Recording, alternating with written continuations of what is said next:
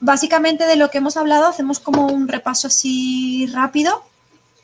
Ha sido bueno el tema de las disglosias, para volver a entrar, el concepto básico, que es dificultad básicamente, o sea, de la alteración anatómica. No hay ningún problema neurológico, de origen neurológico, de la clasificación del DSM-5 y el CIE-4, que no existe como tal la disglosia, sino que es un trastorno de la comunicación. Dentro de este podríamos hacer fonológico o comunicación no especificado. La diferencia entre comunicación y trastorno fonológico, que la comunicación es transmitir señales con un código, un emisor y un receptor. Trastorno fonológico es la incapacidad para producir correctos sonidos, ¿vale? Que hablábamos el término de trastorno del sonido del habla, que decíamos, ahora lo veremos, que desde el 2005 es un poco como el que está más en auge. Hablábamos un poco del circuito del emisor, receptor, de todo lo que hay que hacer y que si esto se corta o no funciona bien, pues tenemos dificultades tanto en la inteligibilidad como en la parte emocional que esto provoca, ¿no? El no poder comunicar, ya que la comunicación es un proceso doble. Alguien envía un mensaje, otra persona lo recibe y si no se entiende, pues tenemos ahí un problema que puede causar frustración y ciertos límites. Por eso también hablábamos de que a lo mejor en algunos casos deberíamos de poner un sistema alternativo de comunicación, cuando ya es un caso muy fuerte. Por una simple dislalia o distorsión de algún fonema, tampoco sería necesario. Hablábamos precisamente de este trastorno sonido del habla, de este cuadro entre Soaníbar, Diósesi y Tordera del 2016, en el que se refleja que en el 2005 empezó a hablarse ya de esta nomenclatura, en vez de utilizar trastorno fonológico, como había sido hasta ahora, o en ocasiones anteriores de otra forma. Un poco que engloba la disglosia, o sea que la foto reflejada, que por más que chilles no vas a conseguir que te entiendan más o que eso mejore, porque hay una parte semiológica en la que está el diagnóstico, una estructura lingüística, normotípica, para que todo esto funcione, los elementos anatómicos, orgánicos, que tienen que estar adecuados, elementos funcionales y ambientales. Todo esto engloba el paquete de la disglosia, que es lo que necesitamos que todo esté en orden para que pueda haber un habla inteligible. Hablábamos de esta diferencia, ¿no?, entre conceptos, no es lo mismo trastorno del lenguaje o trastorno verbal o no verbal, y que en nuestro caso hablábamos de trastorno del habla. Dentro del trastorno del habla, disglosias. Ni hablamos de disartrias, ni de disfonías, ni de disfemias. Estos son otros procesos del habla que se alteran, pero no por esta parte anatómica, ¿vale? Son procesos diferentes. Hablábamos precisamente más de glosados, ¿no?, que la disglosia es la afectación estructural, disfemia de la fluidez, dislalia simplemente articulatorio, pronunciación de fonemas, pero sin que haya una alteración anatómica previa o que lo provoque. Trastorno que la disartria sería dificultad para articular sonidos y palabras causadas por una lesión en el sistema nervioso. Y por lo tanto, ¿qué tenemos? Pues disglosia sí, trastorno de la articulación del habla, inteligibilidad o afectación anatómica y o fisiológica, ¿vale? Esto sí que parece una disglosia, no es un neurológico, no hay una baja inteligencia verbal y no hay dificultades en el lenguaje. Y aquí os ponía el vídeo que no os he puesto en su momento de la articulación del habla, ¿no?, que era bastante interesante. Un segundo.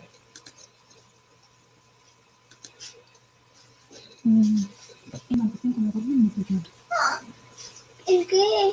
Esa situación, por favor. ¡Ay, vale! Lo siento, Emma, pero es que no puede ser. Bájate abajo con papá. Vale.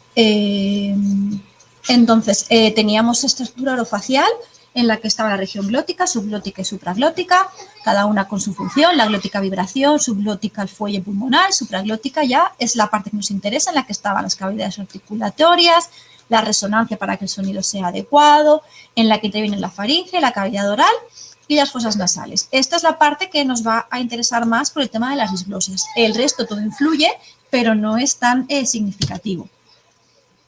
Repaso de anatomía, que si queréis luego podemos darle más vueltas, ¿no?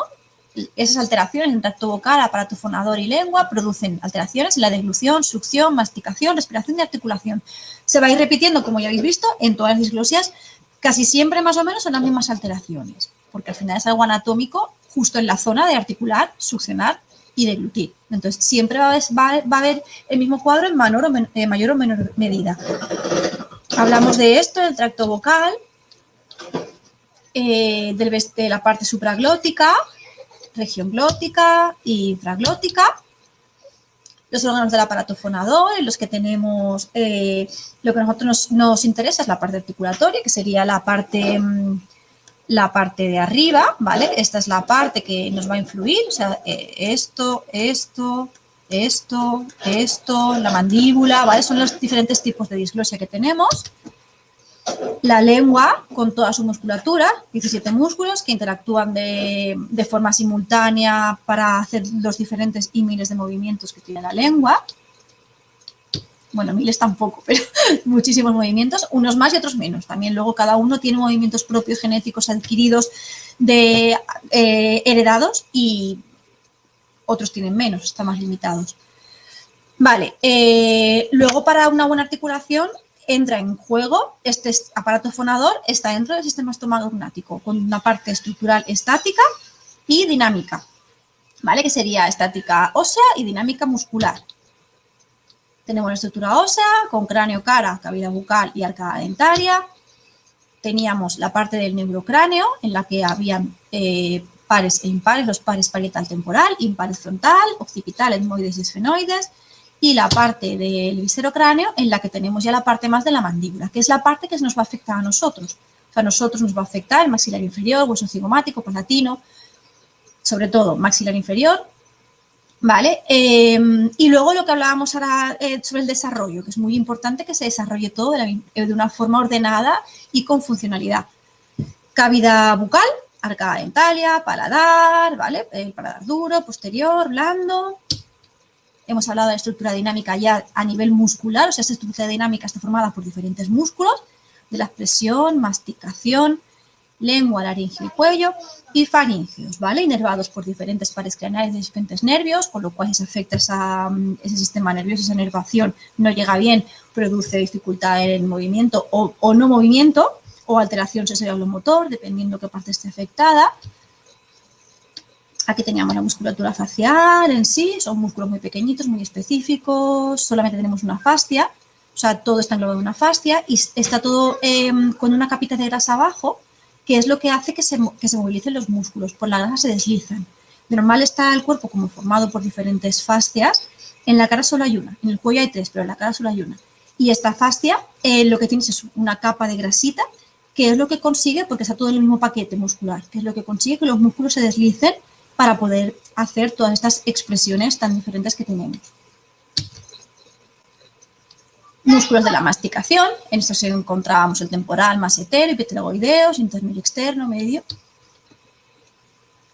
Músculo de la lengua, ya habíamos visto, todos los músculos que tenía la lengua inervados por el hipogloso. Musculatura laríngea, también esta musculatura en este caso para el tema de las disglosias interfiere en la parte sobre todo de disglosias mandibulares. Y a la hora de deglución, todos los músculos suprayoideos están unidos en algunos tanto a ioides como a nivel gloso de la lengua, o sea, porque todo es una estructura, está unida la lengua a la laringe, entonces todos los músculos funcionan a la vez de una forma muy coordinada. Y los faríngeos, ¿vale? Que son los que elevan la laringe, la mantienen, la sostienen y luego la sueltan en las degluciones. Los pares craneales, sus implicaciones y la importancia del crecimiento maxilofacial, ¿vale? Tanto genético, medioambiental, cuanto neuroclínico, nutricional, ¿vale? O sea, todo lo que influye en este crecimiento, así como su importancia. Intrauterino, embrionario, de 10 a 12 semanas, periodo fetal ya sería de la 10-13 a la 40 semana antes del nacimiento. Y postnatal ya sería primera infancia, segunda infancia, pubertad, ¿vale? Las chicas paramos de crecer antes que los chicos. Hemos hablado de esas teorías de crecimiento, que hay dos teorías, ambiental y genético-ambiental. En la ambiental se habla del desarrollo facial, que se ve muy influenciado por las fuerzas musculares, y genético-ambiental, que dentro de eso también aparecía el ambiente externo, que era bastante determinante para el crecimiento, aparte de la parte genética. Respecto al desarrollo, teníamos el vídeo este de la formación del cráneo, o sea, del feto. Si algún vídeo queréis que luego la poner ahora que estamos haciendo como un repaso, me lo decís, me ponéis en el chat y por lo que no habéis estado, ¿vale? Porque hay algunos que son interesantes. Y luego la ponéis. Aquí era el vídeo de la formación del feto, ¿vale? Cómo se forma de forma normotípica. Entonces, nada, un crecimiento adecuado de estructuras orofaciales y más un correcto funcionamiento de estas funciones orales. No hay guardia pero una disglosia, como las funciones no están bien, tampoco está bien la estructura orofacial, y como la estructura orofacial no está bien, tampoco están bien la musculatura ni las funciones de las mismas. Hemos visto eso, pues las funciones a nivel neonatal, cuáles son las típicas, que es la percepción, succión, deglución y preservar las vías aéreas para poder respirar. Y ya postnatal, en las que entraban ya la masticación, expresión facial, habla y degluciones ya más maduras, en las que ya intervienen muchos más mecanismos. Ya no es solo succionar y tragar de una forma coordinada, sino que ya tenemos que hacer mucho más trabajo. Luego hablábamos de cómo se forma el lenguaje y la programación motora. Hablábamos de que es una función neuropsicológica compleja de origen cortical, que luego interviene también la parte vulvar, que hay una parte periférica, que sería el aparato fonador, y el aparato articulatorio y los mecanismos centrales, que son los que mandan esa orden, ¿vale? Así como resumen. Hemos hablado obviamente de la etiología, que puede ser congénita o adquirida. En nuestro caso son diglosias congénitas, con lo cual tiene que ser solamente la parte de malformaciones congénitas, trastornos de crecimiento podría ser, parálisis pero en el nacimiento o durante el parto, anomalías adquiridas por estructura. O sea, si tú has tenido un tumor de nacimiento, pues que te lo hayan extirpado quirúrgicamente, ¿vale? Alteración, lo mismo, respiración, deglución, masticación, fonación, succión. ¿Qué sucede? Pues hablábamos un poco de lo que pasaba en cada una de estas funciones, ¿vale? Cómo se alteraban. Y ya entrábamos en la clasificación de las disglosias como tal, ¿vale? Teníamos la mandibular, labial, nasal, lingual, palatina y habíamos dejado también como aparte las dentales. Entonces ya hemos visto mandibular, labial y nasal. Nos quedaban lingual, palatina y dentales. Hemos visto los tipos de disglosia mandibular. Vale, hemos visto también la forma, esto que tenía que ver también con los tipos de mordida, que luego lo veremos.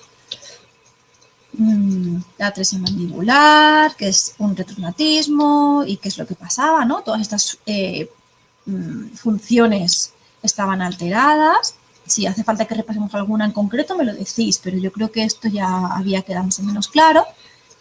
Progenie, que era cuando había una protusión del maxilar inferior, con sus consecuencias, mala deglución, ¿no? Un poco todo el mismo cuadro. También hay que ver, os recuerdo, cada nene o adulto en concreto, qué es lo que le pasa.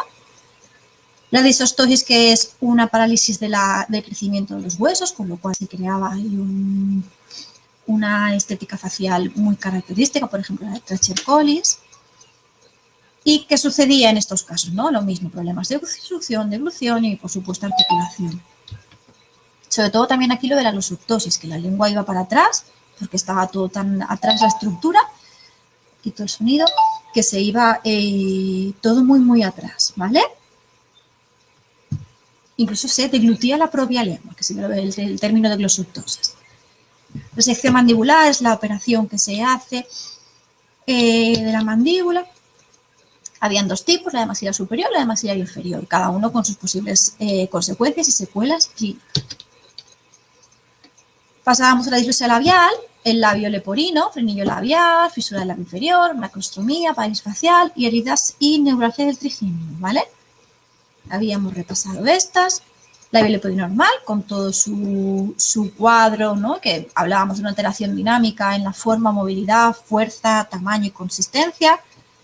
Hay una incompetencia labial, distorsión, por lo tanto, de fonemas, pero no era eso solo lo importante. Hemos visto el vídeo en el que a nivel prematuro, o sea, lo primordial es la alimentación, nutrición de estos bebés. Entonces, está alterada la succión, está alterada la deglución no es funcional, no se puede hacer de una forma normotípica, por lo tanto hay que hacer ahí un trabajo previo importante antes de la intervención quirúrgica y posterior. Voy rapidito porque esto ya lo hemos estado viendo tranquilamente, ¿vale? Aquí os ponía la diapositiva de pues un poco los nervios que estarían, los músculos que estarían alterados, por ejemplo, en una unilateral. O sea, imaginaos en una bilateral, más todo lo que hay dentro si es un paladar también. Está alterado el nervio nasal, o sea, todos están acortados, sin acabar, el origen y la inserción mezclados, ¿vale? Eso nos va a crear luego dificultades para efectuar estas funciones vitales como era simplemente la succión, la deducción, la respiración. Más el reflujo que tenían estos nenes. Vale, aquí un poco como ocurría, que estaba el vídeo de cómo se formaba, pero en este caso cómo se formaba teniendo las estructuras sin juntarse, ¿no? Las partes, y entonces producían estas diglosias labiales unilaterales, bilaterales, o del paladar, unos artículos para que podáis echarles un vistazo. El labio leporino, o sea, una de las partes más importantes que hablábamos para mí es la deducción y la succión, es más primordial, y luego ya cuando ya esté intervenido ya veremos cómo trabajamos esa musculatura para que pueda articular lo mejor posible. Y el vídeo que se deja la referencia, ¿vale? Que está muy interesante este vídeo, está muy chulo porque se ve bastante cómo se trabaja un poco con estos nenes. Disglosias labiales, ¿no? La parte del frenillo labial superior, que impedía que crecieran bien los dientes, no podía movilizar el labio superior, pero no tenía dificultades en ciertos fonemas, en succionar, beber con paquita. Fisuras del labio inferior, también llamada labio leporino inferior, heridas que suelen ser en línea media, asociadas a LP. Y, bueno, más frecuente en mujeres, no sé muy bien. ¿Qué sucede? Pues eso, dificultad obviamente en cualquier ejercicio de succión, soplo, respiración, fricativas, ¿vale? Fricativas no, perdón, bilabiales, que las cambian por fricativas. Macrostomía es esta boca ensanchada, grande, sin límite final, que llega prácticamente a buccinadores, en la que pues, se hace esta intervención y se puede solucionar, y después de ahí ya el trabajo logopédico para normalizar esa musculatura, esa estructura estomatognática que pueda ejercer unas funciones normales que están alteradas, soplo, succión, respiración, más o menos mismo cuadro, ¿vale? Tenéis que imaginaros qué es lo que pasa, qué estructura está alterada y en qué interfiere, ¿vale? O sea, es un poco general y luego lo que os he comentado durante todo el seminario continuamente, que luego cada caso es único y tenéis que mirar y hacer una muy buena valoración para poder hacer una muy buena intervención. Parálisis faciales, en las que media cara se queda paralizada por el forceps del nacimiento, por alteración del nervio facial. Pueden tener otitis y obviamente tienen problemas en la succión, en la delución, en ciertos fonemas, todo lo que sea a nivel bilabial lo tenemos alterado porque no pueden hacer la función bien. Heridas, obviamente obstaculizan, y neuralgia del trigémino, que habíamos visto que es una patología muy dolorosa y por lo tanto dejan de movilizar la musculatura facial por miedo a hacerse daño.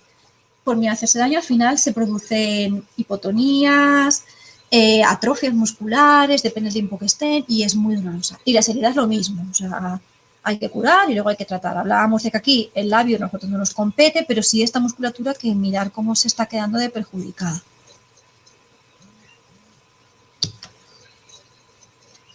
Las nasales, que teníamos las rinolarias abiertas, cerradas y mixtas, un poco el origen de, ¿no?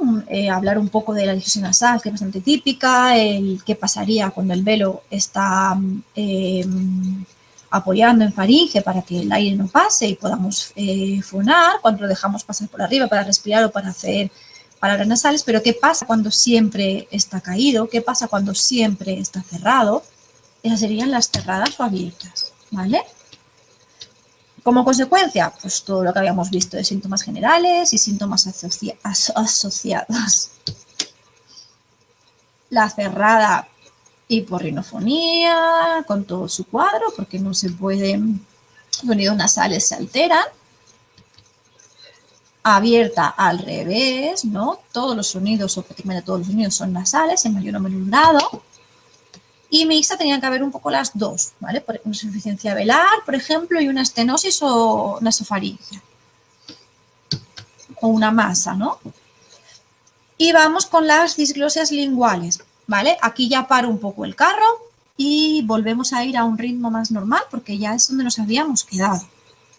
Vale, hasta aquí en este tiempo no ha surgido ninguna duda, ninguna pregunta nueva que queráis hacer de momento. Mandarme feedback, por si os habéis dormido. Que como no os veo las caras, tampoco sé... Perfecto.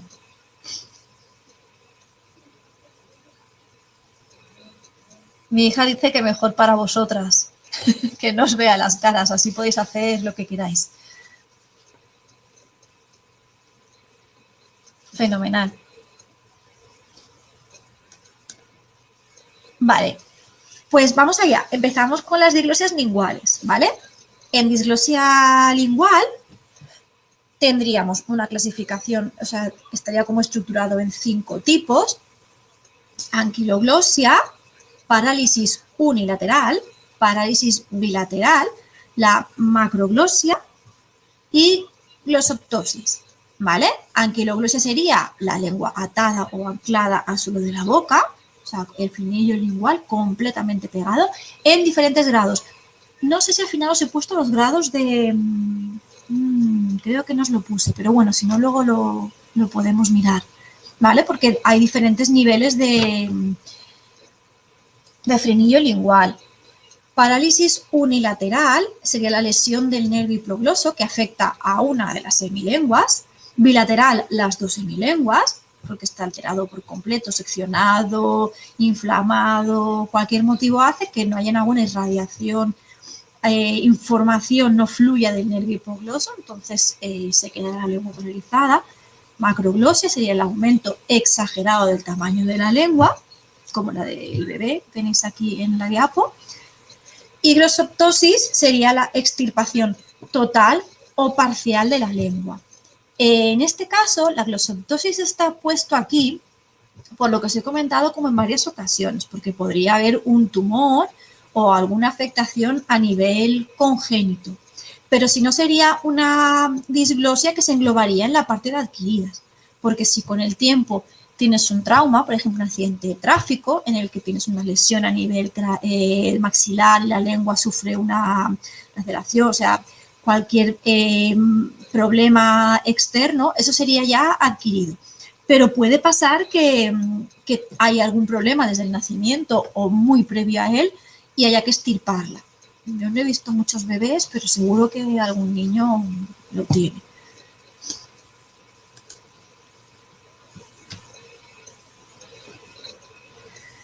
Vale.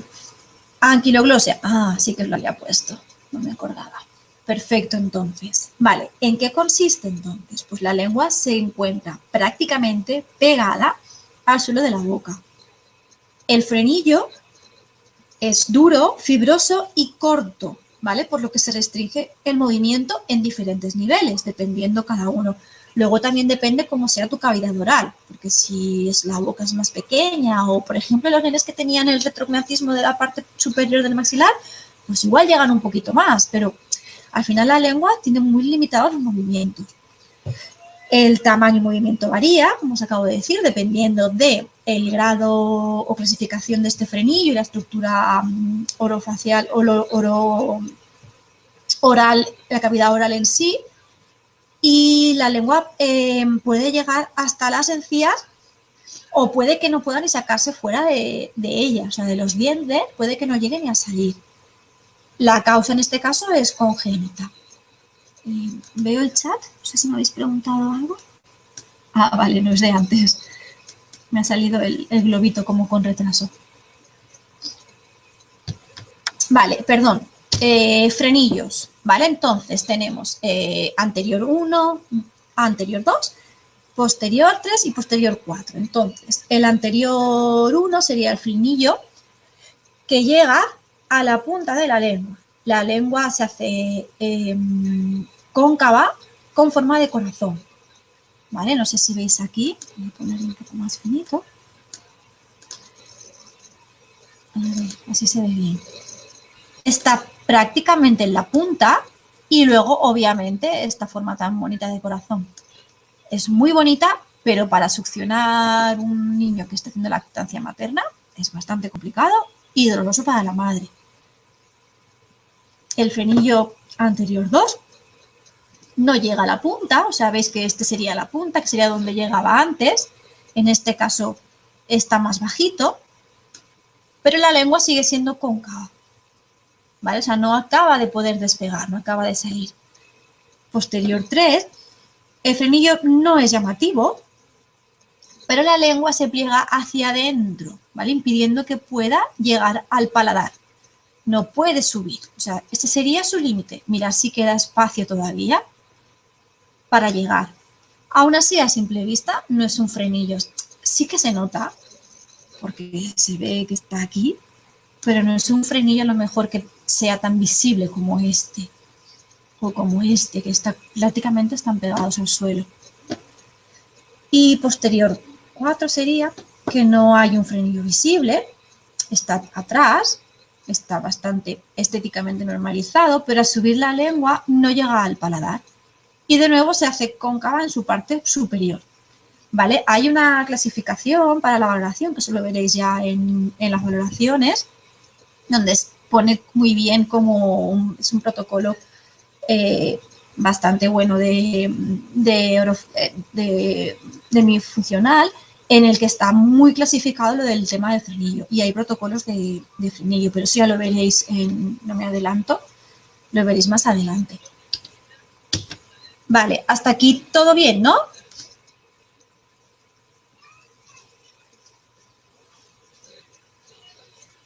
Yes.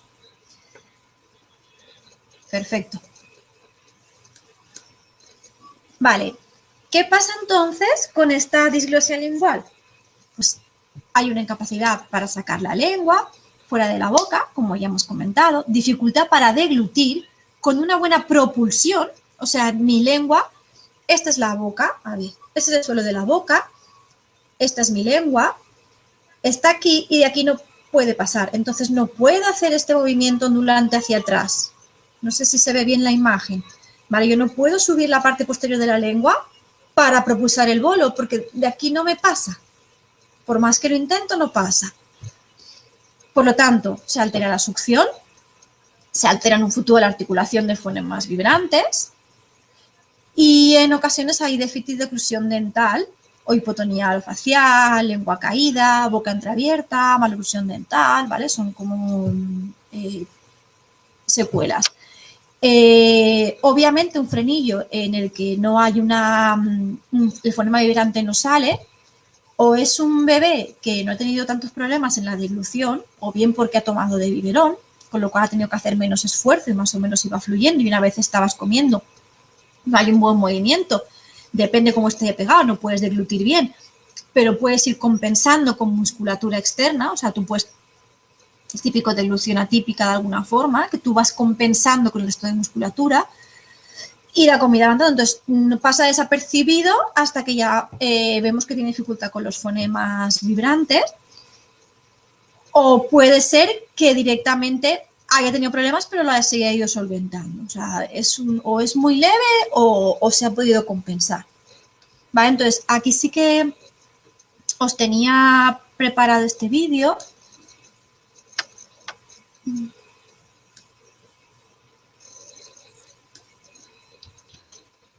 ¿Vale? Bueno, vamos viendo un poco también mientras la estructura. Aquí tenemos el paladar duro, maxilar, mandíbula, la lengua, paladar blando y la epiglotis. ¿Veis cómo la lengua fluye hacia afuera? ¿Vale? Hacia adentro, perdón, hacia la cavidad intraoral. Vale, que os había puesto un vídeo para que veréis bien ese mecanismo. Many of your baby's physical characteristics are the mechanics of sucking require as much contact as possible between the baby's tongue and jawbone and the mother's breast. To maximize contact, an infant's tongue is large in comparison to the size of the mouth, and the cheeks contain fat to help keep the tongue in the proper position for sucking. The same fat pads also ensure that the cheeks don't collapse while breastfeeding, which would reduce the size of the mouth and the negative pressure required to get milk from the breast into the mouth. A newborn's upper airway, through which air enters and leaves the lungs, also supports breastfeeding. A newborn's upper airway is very short, and the epiglottis, a flap of tissue at the... Vale, os pongo voz, es que como antes pasaba esto, he quitado la voz. Mirar ahora, por ejemplo, cómo está posicionada la lengua. ¿Vale? Está empujando la parte final del pezón con toda, hace fuerza y presiona para que salga la leche. Si yo tengo esto anclado aquí, tengo mucha dificultad para poder succionar. Por lo tanto, hago mucho daño, provoco heridas en el pecho, en la alveola, o si es una tetina, más o menos puedo solucionarlo. Vale, me quito la voz y os dejo acabar de ver el vídeo. The epiglottis, a flap of tissue at the base of the tongue that keeps food from going down the windpipe, touches the soft tissue at the back of the roof of the mouth. This combination of physical traits helps direct milk to the esophagus, which carries it to the stomach and reduces the risk of milk going down the windpipe. It also encourages the infant to extend the neck, which brings the lower jaw forward to maximize contact with the breast. Fijaros ahora, espera que lo he parado. Vale, fijaros ahora, sin embargo, en esta otra posición en la que han colocado al bebé, que es más fácil que llegue. Aún así, ahora fijaréis, cuando empuje y suba, le quedará bastante hueco, menos que antes, pero suficiente como para que no pueda hacerlo bien. Os lo pongo. With the breast. Vale. Fenomenal. Vale, pues eso es prácticamente lo que nos va a pasar con una anquiloglosia. Ay, me habéis hablado. Claro, ahora os lo pongo, ¿vale? Igual que el otro, y así lo veis tranquilamente en casa y lo podéis analizar. Voy buscándolo mientras os hablo. Vale, entonces, claro, en una anquiloglosia, perdón. Vale, os lo he pasado. Lo primero es el nombre y el siguiente el enlace de YouTube, porque a veces no sale ni con uno, o sea, o con uno o con otro. ¿Vale? Entonces, hablamos de una articulación de la R, pero en periodos más tempranos, realmente lo que obstaculiza y lo que molesta es precisamente esta alimentación. Aparte que si es una lengua que está completamente anclada, ya no es la R, ya es que intentar la cadena pegada. Es encajar la cadena pegada. Es muy difícil. Voy a haceros una prueba, os voy a decir algo. ¿Alguien sabe lo que he dicho? Tengo una anquiloglosia muy grande. No, normal, porque la lengua, ¿os acordáis del vídeo primero o sea, la lengua no para de moverse para arriba, para abajo, para arriba, para abajo, para arriba, para abajo. Si yo la tengo pegada, nada. Vale, entonces, ahí sí que tenemos un problema gordo. Pero en estos casos, como vamos a tener un problema con la alimentación, se suelen ver mucho antes y se tratan antes. Entonces, los que nos quedan suelen ser estas típicas R's que no se adquieren bien porque es un poquito más leve, ¿no? Y luego, bueno, eso ya va en la otra parte, pero acordaros siempre que cuando se haga una intervención y se corte el frenillo, que enseguida hay que trabajarlo para que no haya anquiloglosias, ¿vale? Para que no se vuelva a adherir. Vale, pues entonces esta era un poco el tema de las anquiloglosias. Luego tenemos las parálisis unilaterales. En niños pasan, en adultos pasa más porque es más frecuente que tengan traumas o ictus y lesiones tanto a nivel central como periférico que afectan al nervio hipogloso. pero también pasa en niños. Entonces, lo que hemos hablado puede ser congénito por algún problema a nivel de formación, puede ser durante el parto, porque haya hipoxia y justo se altere, o por un trauma, pero ya durante el nacimiento. Entonces, ¿en qué consiste? Pues es una lesión del nervio hipogloso, central o periférica, porque puede estar afectado a nivel de movimiento desde la emisión central o simplemente que sea periférica, ¿vale? Como las parálisis faciales. La facial puede ser desde arriba, central, que se manda la orden, por ejemplo, cuando hay un ictus, o periférica cuando es un tumor en el oído o una infección muy fuerte en el oído, que es por donde pasa el nervio facial. Entonces, esa sería periférica. Me estoy ahora metiendo, pero bueno, periférica y central sí que sabéis un poco la diferencia más básica. ¿La sabéis? Me estoy yendo un poco del tema, pero bueno, me lanzo. Supongo que sí que sabéis, ¿no? Que la central, en la central pueden fruncir el ceño porque simplemente se afecta la parte baja, o sea, no desde aquí, la parte media de la cara, a nivel boca y igual nasal un pelín, o sea, para abajo, y la periférica está toda la hemicara afectada, toda, desde frontal, temporal y occipital, frontal, el auricular del ojo. Vale, esto era, no sé, me ha salido deciroslo. Vale, entonces corresponde a una porción lateral del mismo, o sea, quiere decir que solo afecta, en este caso, es unilateral a una hemilengua. Puede ir unido a otros pares craneales, o sea, puede que haya habido un trauma o un problema en el que también esté afectado el facial y el vago. Y principalmente, pues eso, lo que hablábamos, son lesiones directas en lengua, trauma, oncológicos, infecciones o ictus, ¿vale? ¿Qué sucede en los casos en que tenemos una parálisis unilateral? Así un poco con todo lo que hemos estado viendo. Vamos a hacerlo un poco más dinámico. No sé cómo borraros esto. La paso. ¿Qué creéis que puede suceder? Con todo lo que ya hemos visto, que más o menos se repite, ¿qué creéis que sucede cuando tienes media lengua paralizada? Va, que estemos dormidos.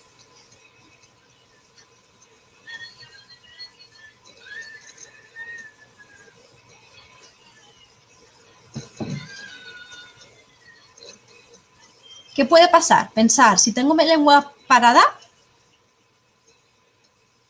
pararos media lengua. ¿Qué problemas puedo tener? Ya no os digo en qué fonemas en concreto, ni si son fricativos, ni bilabiales, ni, o sea, no me quiero meter en eso, pero más o menos con todo el cuadro que estamos viendo continuamente, hay dificultad en la movilidad, efectivamente, Rebeca, por lo menos de medio lado.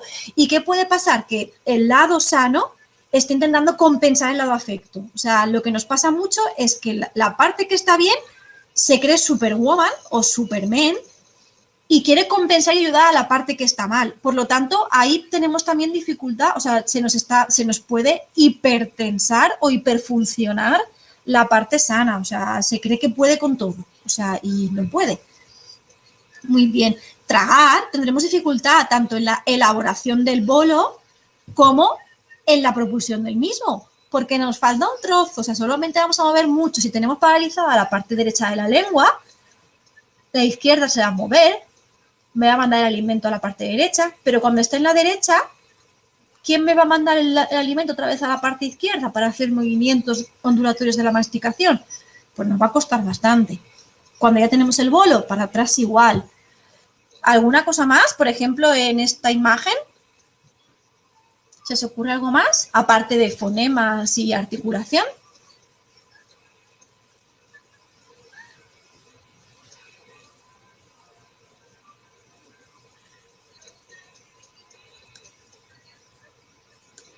No me, os lo pongo. Vale, pues, ¿qué puede pasar en este cuadro cuando tenemos una lengua, media lengua paralizada? Pues una habla borrosa, porque yo aquí sé que puedo hablar mejor, ahora tengo media lengua, la estoy poniendo entre mis dientes y ahora puedo hablar un poco mejor, ya me entenderéis, ¿verdad? O sea, hablo muy raro, pero podéis entenderme. Entonces, es una habla borrosa. Hay una falta de precisión articulatoria, obviamente. Cuando mi lengua tiene que subir arriba para, por ejemplo, para una dental, yo la subo, media se me queda un poco colgando, pero la otra media me la sube. O sea, la otra va a intentar compensar los movimientos, pero no serán tan precisos, porque se me queda siempre un poco baja una. El habla es débil, sin fuerza, porque tengo que ejercer mucho más esfuerzo, que no lo parezca. Generalmente, pues fonemas como las dentales, la DT, la líquida, sonoras, la vibrante, o sea, todas las que necesiten. Que toda la musculatura, por ejemplo, se aplane, ¿no? Nuestra lengua que se aplane, que lo que son los transversos, que estiren, pues solo va a estirar una parte, porque la otra se me va a quedar siempre caída. Entonces no van a sonar igual de bien que si tuviera las dos funcionando, moviendo con todas sus formas. Y obviamente, pues, las posteriores, porque no puedo mandar la misma fuerza a los dos lados, mandaré un lado de la lengua, pero otro lado se me quedará colgado, por lo tanto, por aquí no sé cómo ponerme, se escapará aire y no haré bien la G, la K con la misma fuerza, porque no, el choque contra el velo paladar no va a ser el mismo, las vocales E y O. Y luego, por supuesto, disfagia oral, ¿no? Lo que me estabais comentando de movilidad y en las degluciones.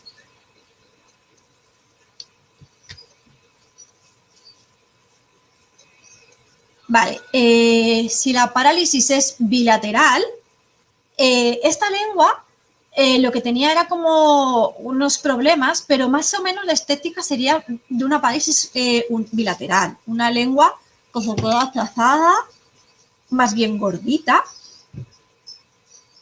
¿vale? No se aplana, porque si se aplanara, sí que moveríamos los músculos, ¿vale? Por lo que os comentaba del estiramiento. Es cuando está hipotónica, hipotónica, pero no la lengua. Recordad lo que os he comentado. Los músculos, en este caso, si hay una parálisis bilateral, prácticamente todos los músculos van a estar alterados o paralizados. ¿Vale? Entonces, aquí a lo mejor sí que podríamos hablar de una lengua en conjunto hipotónica, pero ese término, cuando hay tantos músculos en conjunto trabajando, pues tampoco lo podemos utilizar tan a la ligera. ¿Vale? Entonces, ¿qué tenemos? Pues afectación en las dos semilenguas. El origen lo mismo, central o periférico, pares canales, el hipogloso, el vago, incluso el trigémino, pero estos son como que pueden a la vez, pero obviamente en las dos vertientes. O sea, no solo en un lado, aquí también está invertido. O sea, si la lesión es está arriba, cuando es periférico manda la señal. Si es central, si es periférico, ya es el lado que es. O sea, si yo tengo este lado la afectación, por ejemplo, la otitis, y es una parálisis periférica, es este lado el que me afecta. Si lo que tengo es un ictus, es este lado el que me manda la señal al nervio que sale por aquí, o sea, perdona, entonces sería, pues que mirarme al revés es complicado. Vale, tengo aquí la lesión en el izquierdo, entonces mi señal va a ir al derecho, es el derecho que tengo paralizado, ¿vale? Depende que sea central o periférica. Pero el punto de corte es diferente, no es lo mismo que la señal no venga desde aquí arriba que no venga ya desde aquí directamente. Y bueno, estas parálisis bilaterales pues pueden venir de una enfermedad degenerativa, como sería una múltiple, una ELA, parálisis vulvares, pseudovulvar, parálisis, bueno, en general. Esto es lo mismo, o sea, suele ser más adquirido, pero puede pasar que el nene nazca con esta dificultad. Como consecuencia, obviamente, aquí hay una alteración muy grave en el habla, o sea, va a ser muy complicado. Era como la anquiloglosia, pero yo ahí aún movía los laterales y me podía defender. Y encima, si me haces un cortecito, me hace el médico ahí, pues ya puedo mover más o menos, intentar que no haga adherencias, pero que empiece ya a menearse y todo fenomenal. Pero aquí es una lesión, también depende que le haya pasado al nervio. Si es central, si es periférico, si se ha cortado, si se ha inflamado, porque puede ser simplemente una inflamación, con lo cual eso se va a revertir en un principio y si no hay más daño en el nervio, todo volverá a su sitio. tenemos que ver un poco la magnitud. Pero si imagínate que es un tumor a nivel, no sé, de cavernoma, un cavernoma del acústico, que se acerca al hipogloso, porque cavernoma sería parálisis facial, quitan, estirpan y ¡pa! Seccionan el nervio. Pues no hay tu tía, porque el nervio regenera, pero donde no hay, no hay. Entonces aquí tendríamos que plantearnos un sistema alternativo de comunicación, porque va a ser muy complicado que esta persona articule y que pueda emitir sonidos del habla adecuados. Obviamente una disfagia de la fase oral y ya de la propulsión cuando empieza la fase faríngea, y afectación muy grave de la inteligibilidad. O sea, aquí he colocado como fonemas típicos, pero claro, al final están todos altamente distorsionados, ¿vale? Sobre todo los que tienes que elevar más la lengua o que tienes que posteriorizarla son los más afectados, porque si hago una no requiero de mucho movimiento lingual. Una O la tengo bajo. O sea, hay cosas, o sea, fonemas que voy a poder emitir sin problemas, más o menos, o un poco distorsionados, pero va a ser bastante complicado un habla inteligible. Vale, luego tenemos las macroglosias, ¿vale? Típico niño, síndrome de Down. ¿Qué es una macroglosia? Pues es un aumento exagerado del tamaño de la lengua. Hay una mayor presión sobre la arcada dentaria superior e inferior que separa los dientes y puede alterar la dentición posterior. O sea, el niño está en crecimiento y algo está obstaculizando completamente, empujando esa arcada dentaria. Por lo tanto, vamos a tener problemas en la dentadura, ¿no? Malooclusiones. Pone que, bueno, inicialmente hay una disglosia lingual que provoca después una disglosia dental. ¿Vale? Aparte, es muy poca entrada de aire, reseco, toda la lengua reseca, porque hay mucha entrada continua de aire.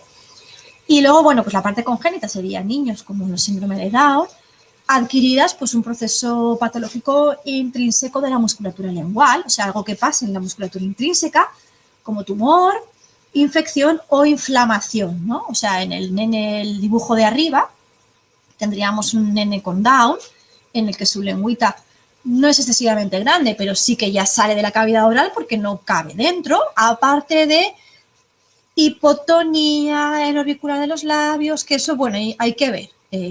Pero bueno, la lengua sale por el tamaño, aunque en este caso no es exagerado.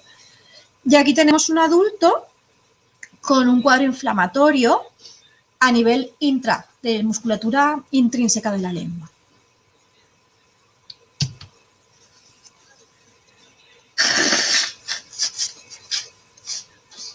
Entonces, en la macroglosia, ¿vale?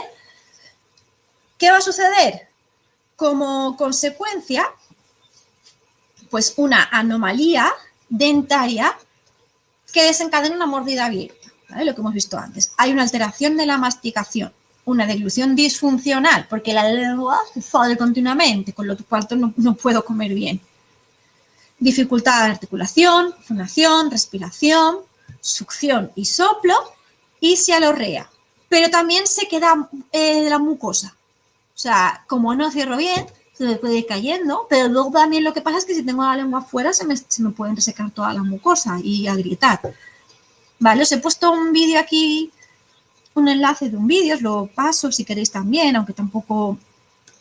es simplemente porque quiero que veáis precisamente cómo es un vídeo que se hizo en el 2018, el año pasado, por el Día Mundial del Síndrome de Down. Me ha parecido interesante compartirlo, básicamente para que veáis esa articulación que casi todos conocéis, porque todos habéis visto hablar a niños con síndrome de Down, o adultos en este caso con síndrome de Down. Pero bueno, para que veáis esa lengua engrosada, grande, que la articulación la hace diferente, ¿no? Vamos a verlo.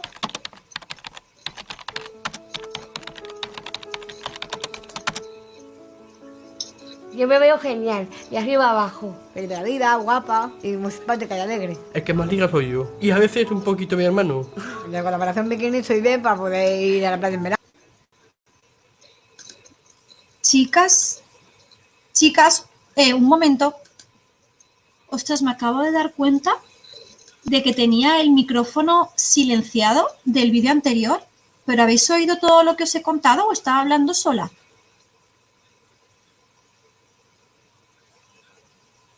O sea, he bajado el altavoz de mi... Ah, vale, porque digo, ostras, a ver si llevo aquí media hora hablando y no me ha escuchado nadie. Vale, ¿pero lo oís más bajito o...?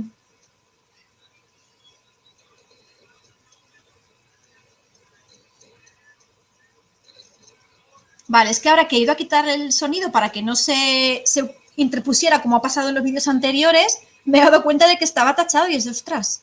Vale, o sea que no ha habido problema. Perfecto, pues os comparto el vídeo, me quito igualmente...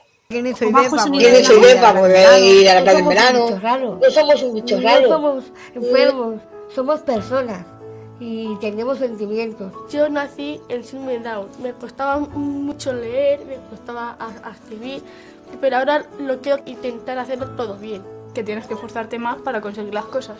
Eso es. ¿Y qué te hace diferente? Pues nada. Tener síndrome de Down no es malo, no es una enfermedad. Yo no me siento nada enfermo, nada. Te sientes normal. La gente está equivocada. Todo el mundo... Fijaros, os lo paro, fijaros sobre todo, la idea es que os fijéis sobre todo cuando hay primeros planos, ya que ponemos el vídeo para buscar eso, ¿no? Esos movimientos linguales, esa lengua engrosada que por lo tanto dificulta un poco, ¿vale? Es un poco la idea, aparte de que son majísimos y os va a encantar lo que dicen. La gente está equivocada. Todo el mundo tiene defectos. ¿Y tú? Ninguno. No tienes ninguno. No, ninguno. Pues yo sí, yo tengo uno y es que cuando saco el carácter, lo saca. A veces es un poco rabioso, ¿vale? Cuando digo una cosa, ella hace lo otro. Cuando estamos los dos en la cocina es totalmente imposible. No me gusta que me traten como una niña porque soy una persona adulta y tomo yo mis propias decisiones. Cuando me tratan como una niña, lo que hago es que directamente ni hablo. Dice, y mira ese niño que va, oh, qué guapo es, ay. Y digo, no. Eso es lo que más me cabrea, que las cosas que no las hagan de por mí, sino que puedo hacerlas yo misma. Nosotros queremos ser igual que la gente. Eso me gustaría tener mi pareja. Para ir al cine o para a dar paseos. Y que te aprecie, y que te haga sentir feliz, que te quiera y que me tengas en la nevera. ¿Qué sientes cuando estás enamorada? Lo que siento pues son mariposas a la panza. Me encanta tu pelo, me encanta tu sonrisa y me encanta tu forma de ser. Y a mí me encanta cómo me miras. Pues me gustaría que la gente viese a las personas con síndrome de Down pues como son, personas. No son ni angelitos, ni regalitos de Dios, son personas con sus necesidades. Es muy importante una sociedad sin miedo, sin miedo a lo diferente, a lo desconocido. La gente no, solo sabe lo malo del Fijaros, bueno, lo he parado. La lengua, ¿hasta dónde ha salido la lengua de esta nena, ¿no? De esta bebé, o sea, le llegaba hasta aquí. Fijaros ahora, sí que está delgada en este momento, pero porque está haciendo uso de la musculatura, entonces la está afilando y poniendo en punta, pero es muy grande para este bebé. Seguimos. Del síndrome de Down. No sabe lo bueno. No sabe lo bueno. La alegría que está siempre contenta. No me podrían dar una Daniela sin síndrome de Down porque no sería Daniela. Y necesito mi Daniela. A mí lo que más me hace feliz en la vida es levantarme e ir a la cuna por mi Manuel. Ay, cómo quieres a mamá. Hay momentos que no puedes más o que estás agotado, que es que la ves a ella y te hace sentir que lo estás haciendo bien y que merece la pena, ¿no? Vale, los movimientos que hace esta peque Según la voz. Serían movimientos de búsqueda. Que lo estás haciendo bien, y que merece la pena. Primas todo para mí. Ya ha salido.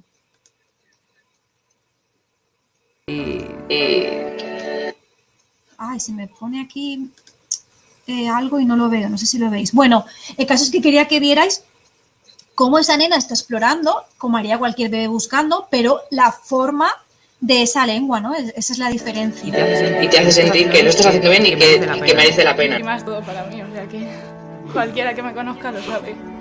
Mi hijo es alegría. Es superación desde el minuto 1. Me ha enseñado a mirar a la sociedad de otra manera y a ver que lo diferente es bonito. Y yo creo que la sociedad perdería muchísimo si no existiesen personas con síndrome de Down. Estamos aquí para luchar juntos hacia el futuro. Si nosotros no triunfamos, no vale para nada. Queremos triunfar, queremos hacer de todo. ¿Podemos? Claro.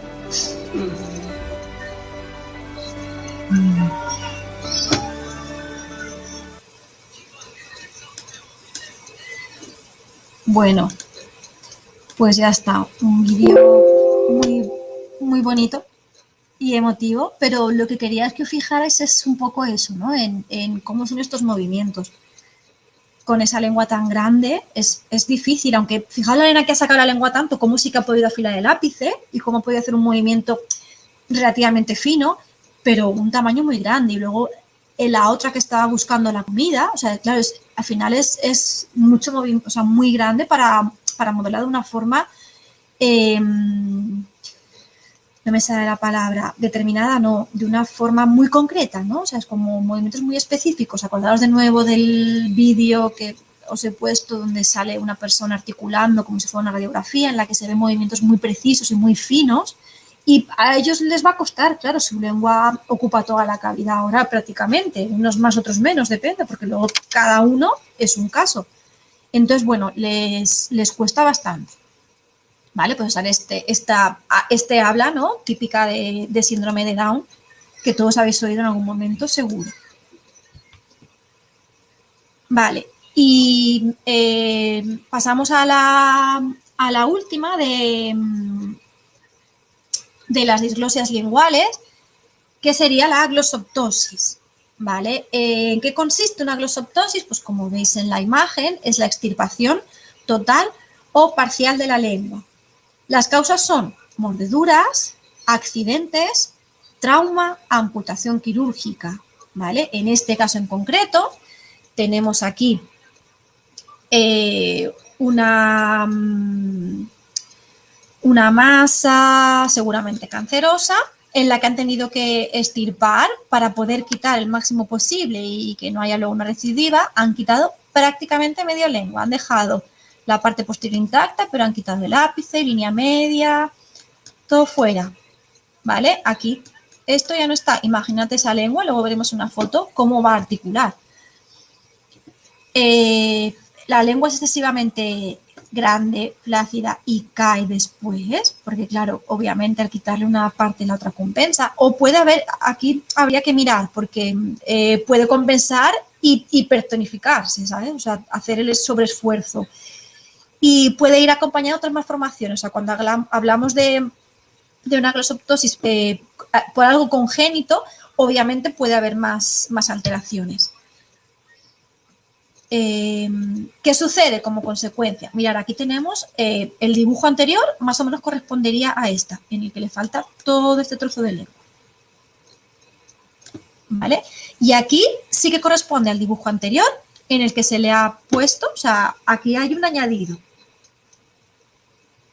Pero hay una parte, mira, lo quería haber preguntado para interactuar, ¿no? Hay una parte que está con una coloración más viva, más real, porque es la parte que está bien inervada. Y esto, sin embargo, ¿creéis que tiene, bueno, lo acabo de decir, ¿creéis que tiene, por ejemplo, un buen riego o que es funcional?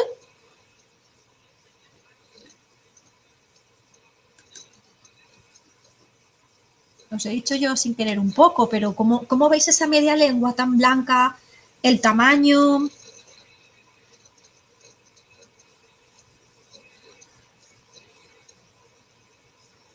Claro, ayuda, yo creo que lo que ayuda de esta hemilengua es la base, porque a la vez que se mueve la parte sana, la otra va detrás, o sea, no le queda más remedio. Obviamente, este cuadro va a ser mejor que este.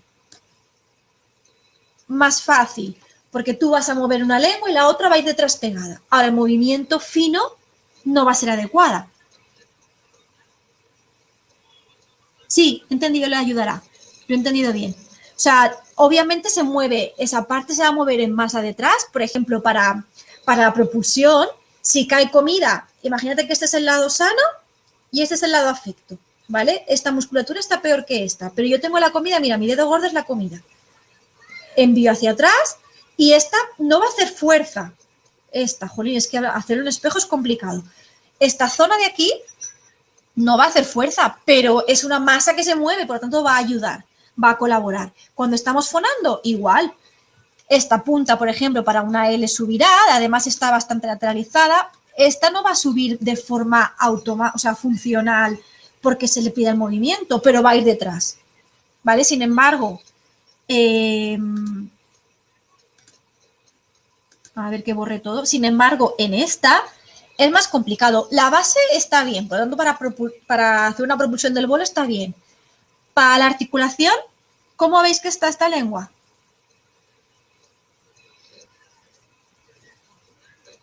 ¿Cómo puede articular o con qué creéis que va a tener problemas?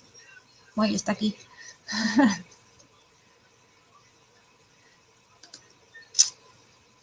Jo.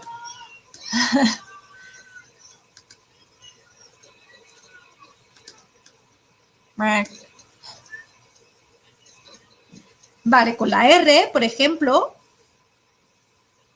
con la L, porque no va a poder bien hacer una apertura de la musculatura, solo una parte. La M, la N, ¿esas qué tal?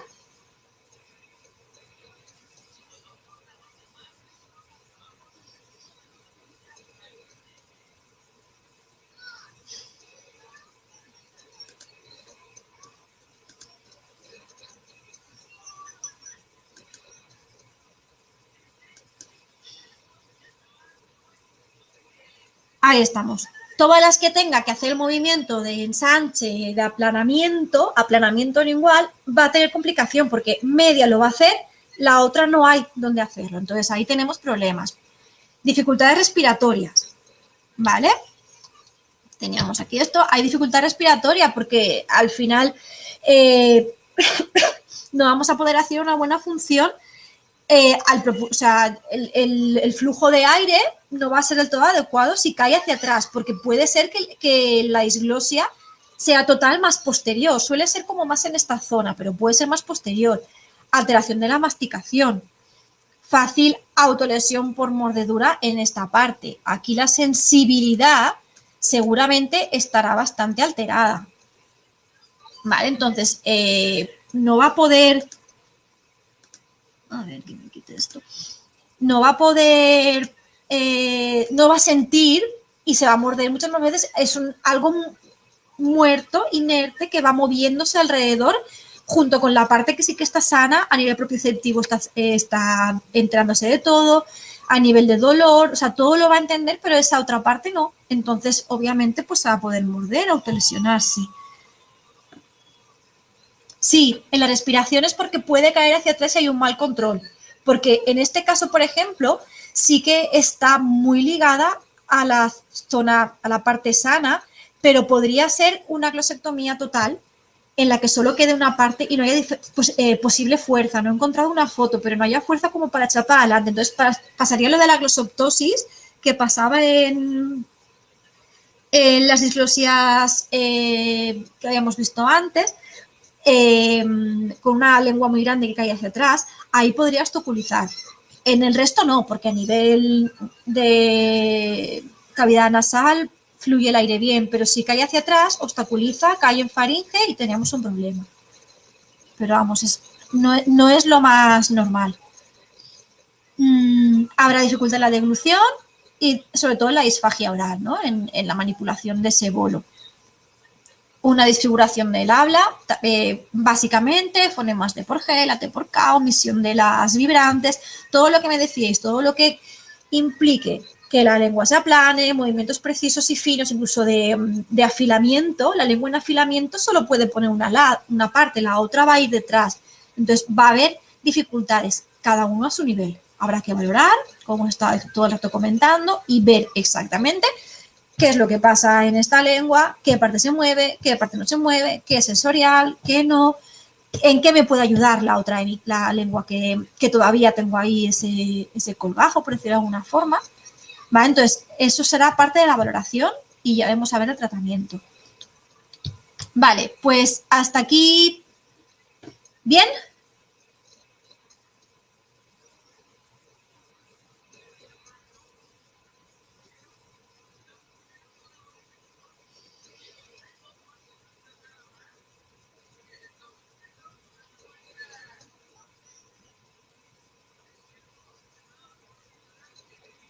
Vale, ¿alguna duda más? ¿Pregunta? De momento, bien. ¿Estáis despiertas?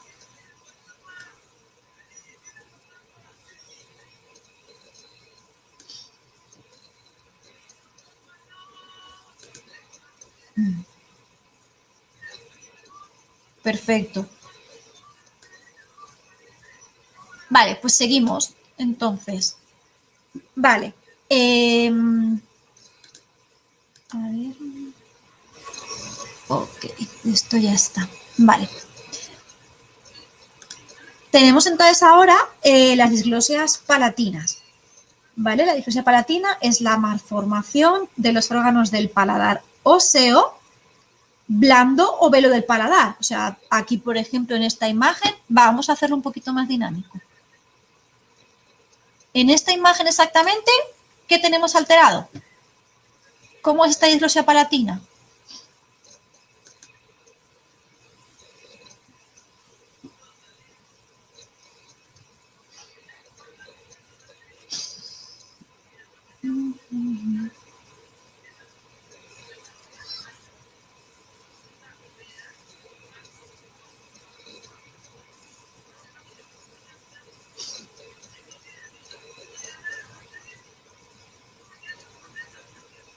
Abierta, está abierta, pero ¿qué mecanismo? O sea, la parte ósea, la parte velar, obviamente va a haber una rinoraria abierta porque todo el aire pasa, o sea, no hay un cierre entre el flujo nasal y oral, o sea, no hay diferencia. El aire está completamente volando entre las dos cavidades. Pero ¿qué es o sea, está bien, Esther, sería abierta, pero ¿qué tenemos? O sea, ¿qué es lo que no está sellado? ¿Qué parte?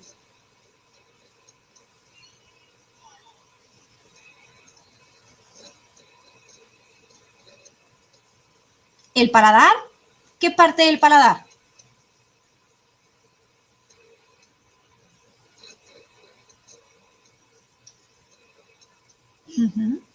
Paladar duro, blando y verde paladar. Exacto. O sea, nosotros tendríamos a este nivel, más o menos, está muy posteriorizado, pero aquí tendría que estar la úvula. Entonces tenemos afectación en el paladar duro, paladar blando y ya la úvula. O sea, no hay nada de cierre. Por lo tanto, es lo que comentabais de que sí que es abierto. O sea, el flujo del aire va por todas partes sin ninguna diferenciación. ¿Qué va a pasar con este? Luego lo vamos a ir viendo, ¿no? Pero como ya tenemos muchos conceptos y hemos estado viendo, ¿qué pasa, por ejemplo, con este bebé cuando coma?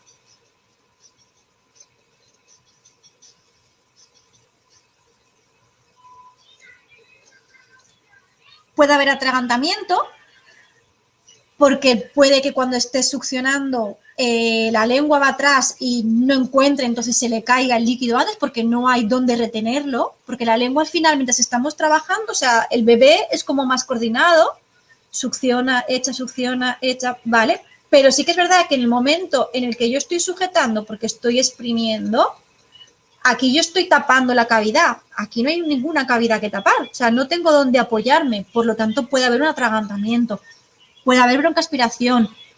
¿Y la nariz? ¿Qué puede pasar? Si está abierto, la leche va siempre abajo, o sea, por gravedad sí, por gravedad caerá y caerá antes de tiempo y tendremos un problema de atragantamiento, pero puede subir por la nariz y salir por los orificios nasales. O sea, puede haber ahí esa propulsión tal y como entra que salga por la nariz, con lo cual es bastante incómodo. El bebé no estaría cómodo comiendo en estas condiciones, aparte de lo que le puede suponer. Ahí habría que poner de momento una prótesis para que él pueda hacer hasta que le hagan la intervención quirúrgica. Vale, fenomenal. Pues vamos a ver la clasificación de las fisuras. Se han puesto 6 clasificaciones, 2 de ellas veréis que están como con varias, con lo cual al final serían 8, pero hay muchas que va a ser corto, porque al final el cuadro es muy similar, cambia la definición y la clínica es prácticamente la misma. Entonces yo creo que aunque hay muchas, va a ser un poco rápido. Vale, entonces, bueno, empezamos por la primera. La fisura palatina, perdón. Me había puesto aquí para... Eso es, comentaros un poco el cuadro en sí de la disglosia palatina, ¿vale? Entonces, con lo que hemos visto antes, mirad, tenemos aquí esta imagen en la que sería la representación prácticamente del bebé que hemos visto en la foto real. Pero a él aún aquí se le quedaba más abierto, ¿os acordáis? Por aquí ya venía la lengua, la tenía bastante atrás. Entonces aquí tenemos el paladar duro completamente abierto, paladar blando y úvula, ¿vale? Está todo. Tenemos alterado, por tanto, toda esta estructura.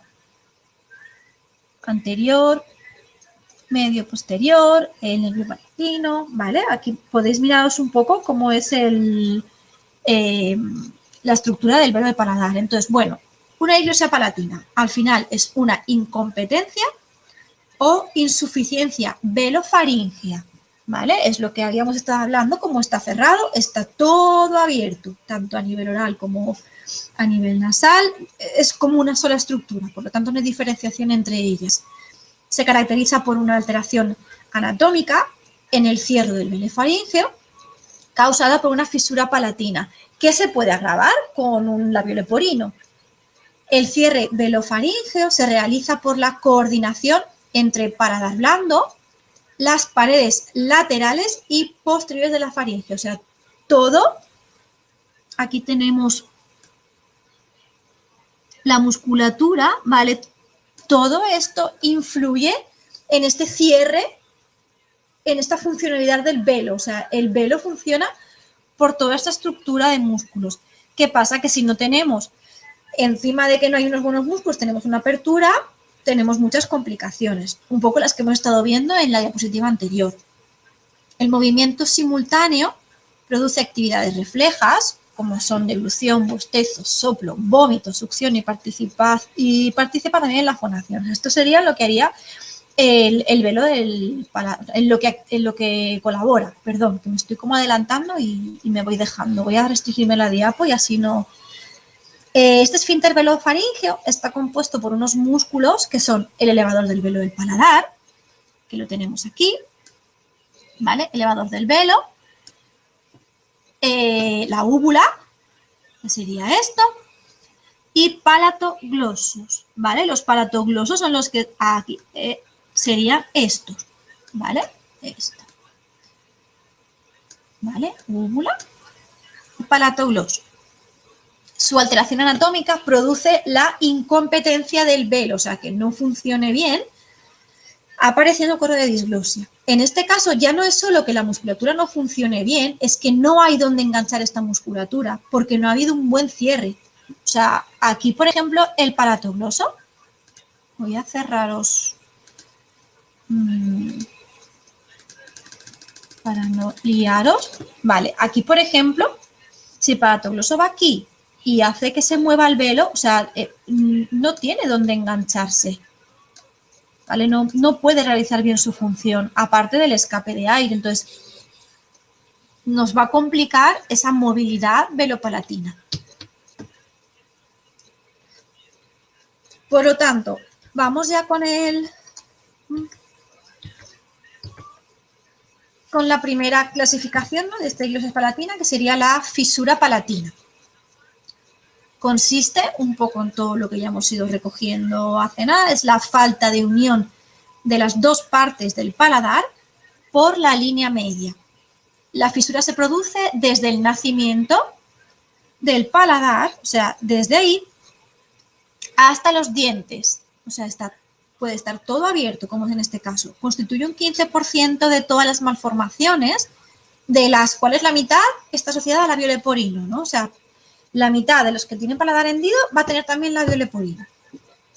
La fisura puede abarcar, por tanto, desde el velo del paladar óseo y la apófisis alveolar del maxilar superior. O sea, tenemos como los 3 puntos en los que puede estar afectada. Las causas exógenas, alcoholismo, carencia de vitamina A, radiaciones, que por lo tanto pueden pasar en el momento del embrión por la madre, lo que hablábamos también con el labio leporino, tóxicos, un poco al final, y es algo que se adquiere. O endogéneo, quiere decir hereditario, o sea, si mi padre tiene paladar hendido, en este caso sí que se podría heredar. Pero luego está todo lo que influye, como habíamos visto en el labio, en el artículo ese que os había dejado tenéis un poco esta clasificación que está bastante interesante. Vale, ¿qué sucede con una fisura palatina? Repercute directamente sobre la deglución, succión, el habla y la voz, ¿no? Como ya hemos visto, o sea, no puedo deglutir bien porque no tengo dónde apoyar la lengua, no puedo succionar bien porque además se me va hacia arriba, lo mismo, o sea, no tengo esa propiocepción del espacio porque tengo un hueco y subo y subo y subo, pero no encuentro fin. El habla va a estar alterada y la voz, o sea, porque están conjuntas tanto la parte nasal como oral, como ya hemos repetido en varias ocasiones. Y bueno, golpe de glotis se refiere a que la articulación es sustituida por un ruido que puede llevar a la vibración o no, porque no vamos a poder hacer ese sello potente del velo para realizar algunos fonemas. Puede haber ronquido faríngeo, que sustituye el fonema, o sea, el paciente puede intentar producir fonemas, pero salen en forma de ronquido. También por la estructura que queda colgando, como no tiene suficiente fuerza para tensar, al final es como con el SAUS, o sea, el SAUS roncas porque el velo se queda colgando, pasa el aire, ¿no? Y le hace que vibre. Si yo tengo esta estructura colgando igualmente, sin una funcionalidad potente porque mi musculatura está o cortada o alterada o no ha llegado a su fin o no tiene dónde insertarse, esos colgajos van a hacer este sonido, ¿no? Como de ronquera. Soplo nasal también es algo que puede suceder, que es el escape de aire nasal produciendo nasalidad. O sea, depende cómo sea mi fisura de grande, será mayor o menor, o estará directamente unido, como pasaba en la imagen que estábamos viendo. Y rinofonía, ¿no? Porque el aire sale de forma incontrolada. O sea, yo no puedo con mi paladar, o sea, con mi velo decir ahora no, ahora sí. No puedo porque siempre va a estar abierto.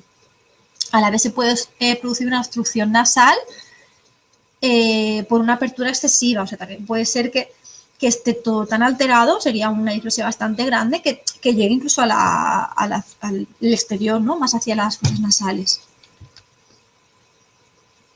Vale, son 25, vamos bien. Otro tipo de disglosia palatina sería la fisura submucosa, ¿vale? Que es como la que tenemos aquí en la imagen. La fisura submucosa, bueno, leo porque si no luego me adelanto y me cuesta volver. Es una malformación del paladar óseo. Aquí debajo está el paladar óseo, veis que esta piel es como más clarita, es diferente. Esto es por esto, porque no hay una unión completa en la línea media, pero sí de la mucosa que recubre este paladar. Por lo tanto, a nivel estético, la mucosa está formada, entonces parece que no haya ninguna dificultad, pero si te fijas, la piel, voy a quitarlo para que lo veáis bien, la piel es más suave, más clarita, tiene otro color, porque detrás el hueso, que es el que daría este color, no está sellado. ¿Vale? ¿Lo veis bien el dibujo? La foto, que es una foto.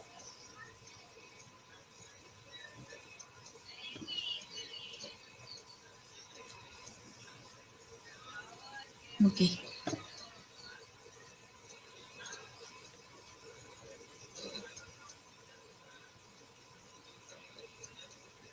Esther está escribiendo. Entiendo que sí, pero bueno, por si acaso.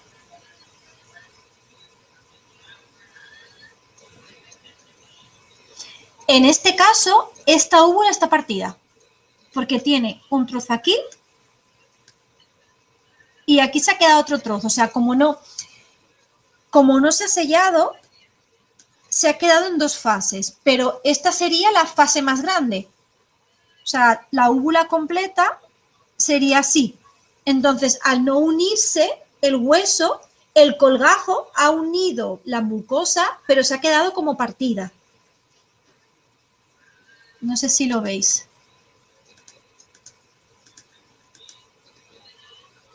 ¿Veis que aquí se mete un poco? Porque aquí, lo señalo con el dedo como si me vierais.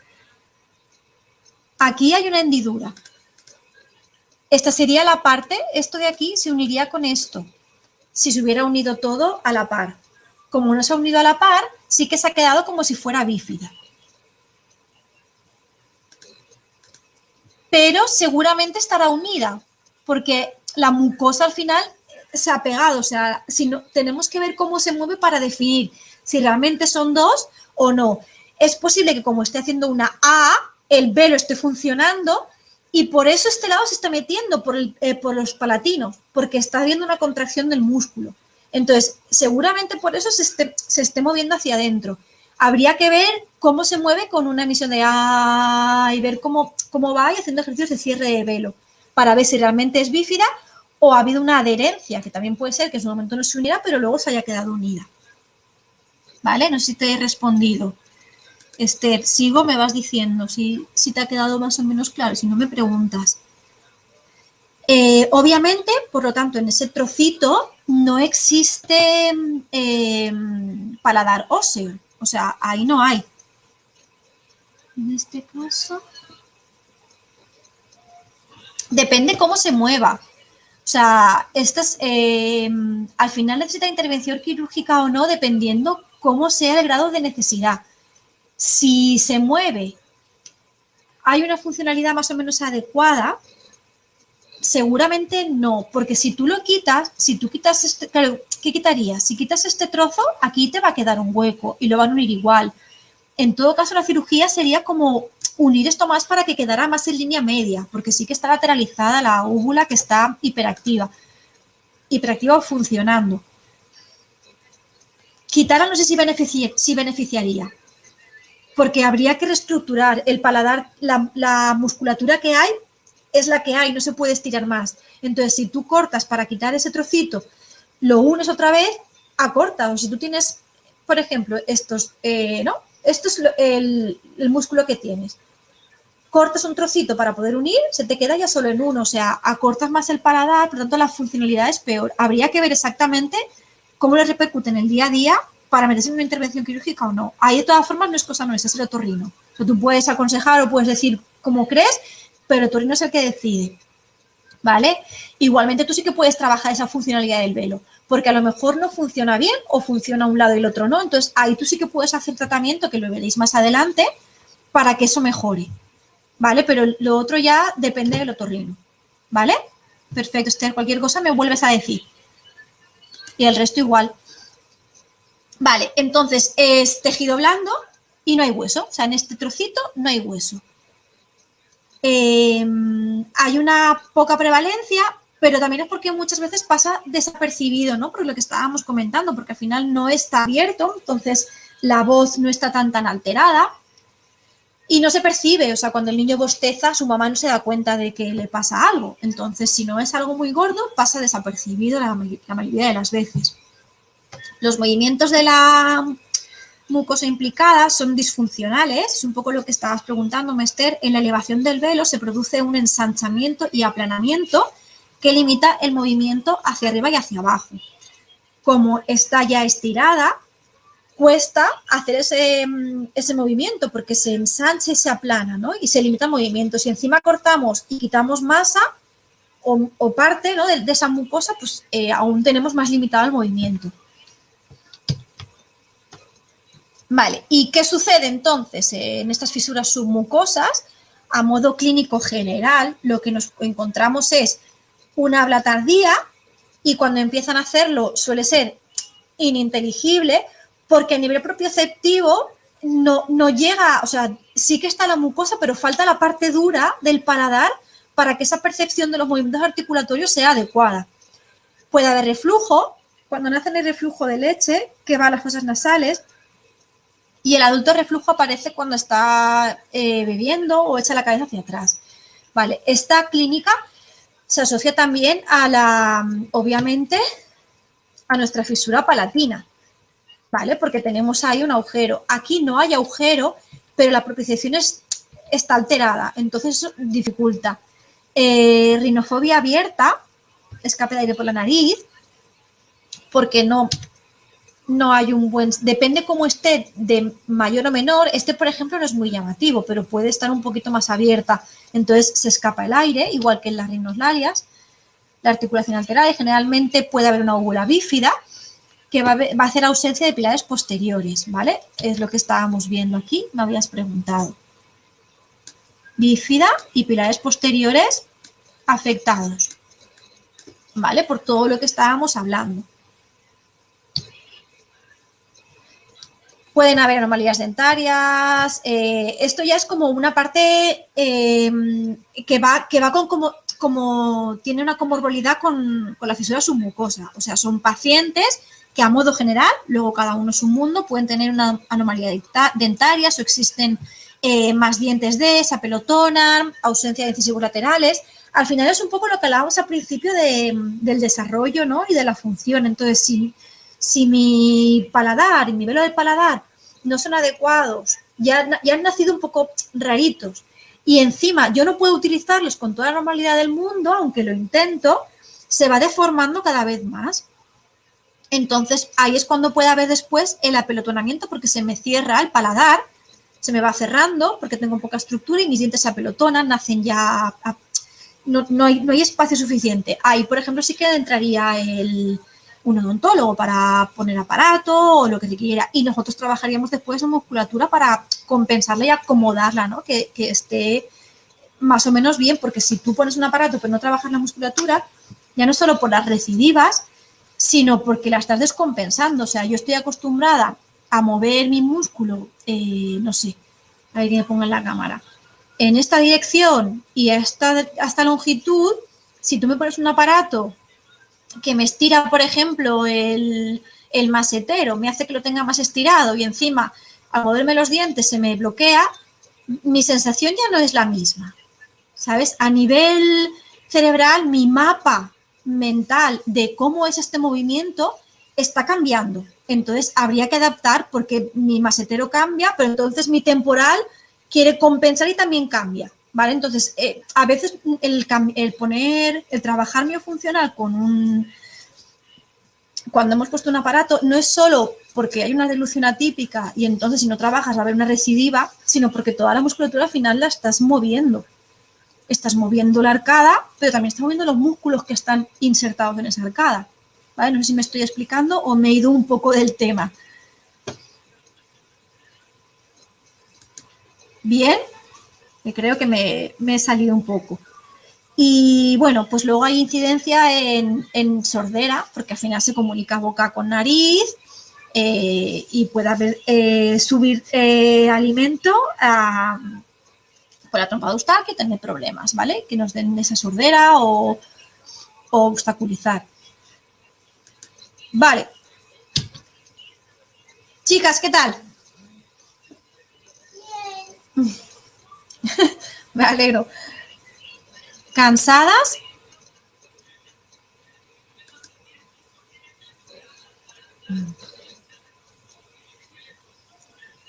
Ok. Vale, yo creo que más o menos se va entendiendo un poco el concepto, que lo que quería transmitiros es un poco esto, ¿no? O sea, la parte teórica, que es sí o sí la que es, y luego, pues, en qué influye. Espero estar un poco consiguiéndolo y que estéis sacando bastante información dentro de la que es, porque una disglosia palatina con paladar ojival es un paladar ojival, o sea, no hay mucho más de dónde sacar, pero por lo menos que os vaya sirviendo. Vale, pues seguimos con diglosias palatinas entonces. ¿Vale? Tenemos el paladar ojival, que es el que nos toca ahora. ¿En qué consiste? Pues es una alteración del paladar duro y consiste en la elevación de la parte central en un marcado arqueamiento de los laterales, ¿vale? Obviamente, la pregunta del millón, que sé que todos la vais a hacer bien, ¿cuál de estas dos imágenes sería un paladar ojival? ¿O tendría más cantidad de paladar ojival? La de la izquierda.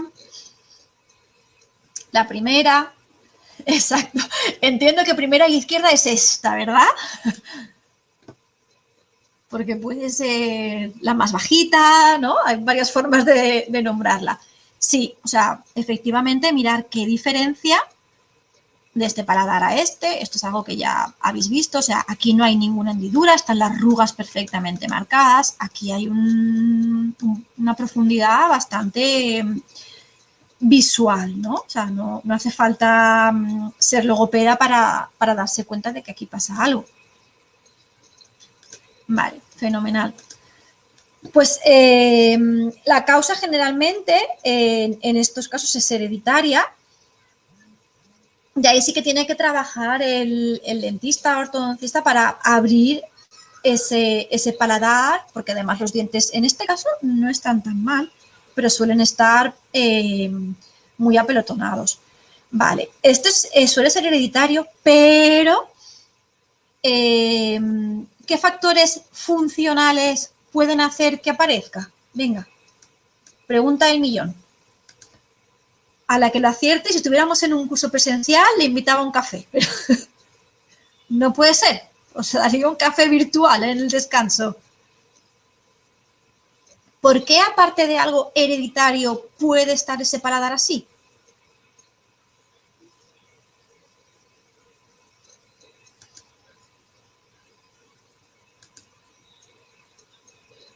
Malos hábitos, respirador oral, exacto. La lengua posicionada baja, muy bien. Muy bien. Malos hábitos como, entiendo, succión digital, chupete durante un tiempo muy prolongado, ¿no? ¿Te refieres a eso con malos hábitos, no, Beatriz?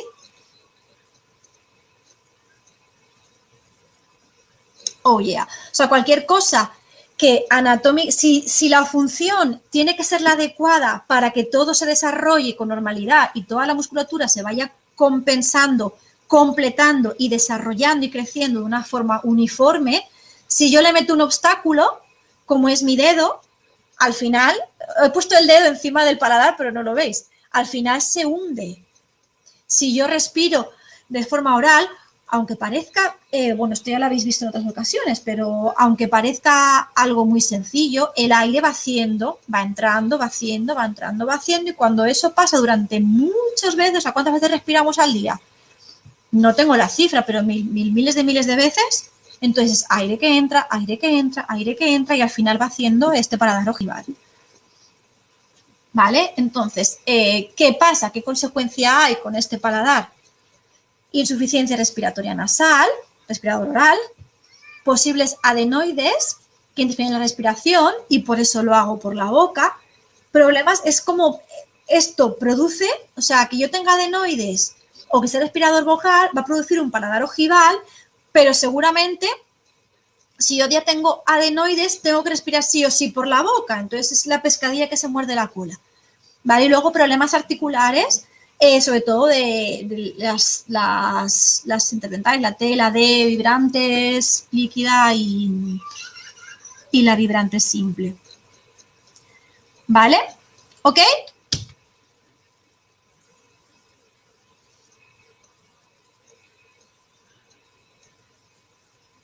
Perfecto. Vale. Paladar corto. ¿En qué consiste? Vale, el paladar corto, hay movilidad del velo adecuada, o sea, ahí sí que hay movimiento en principio normalizado, con una función adecuada, pero el tamaño es lo que es disfuncional, o sea, no llega a la parte posterior de la faringe. Entonces, aunque yo lo mueva, tengo movimiento, lo tense, o sea, mis palatinos y toda mi musculatura que hemos visto anteriormente, aunque sí que funcionen, es tan corto que no llega a hacer la función a la que está predestinado, que es pegar a la faringe para realizar o que no pase el aire o obstaculizar la salida, o sea, como queráis verlo, pero no llega porque es muy corto.